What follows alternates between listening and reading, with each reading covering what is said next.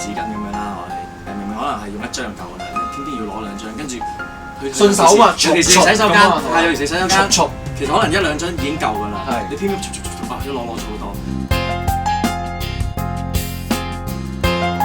理科生即係一個理科生，以前讀書好叻嘅，佢志願就係好想做一個醫生，但係佢真係唔係好夠分，考咗一個商科嘅學位，就從此就做咗佢唔中意做嘅會計啦。咁但係佢學識嘅所有理科嘅知識，做醫生學醫嘅 passion 係完全被浪費嘅。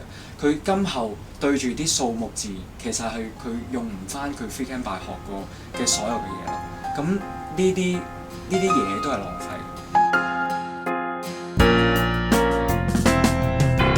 嗱，人生不停咁選擇，你只可以用有限嘅時間去揀你最大能發揮嘅嘢。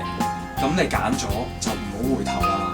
嗰啲嘢雖然係過去咗，但係要珍惜你擁有握住嘅嘢，一定係流走㗎。但係睇你握得幾多。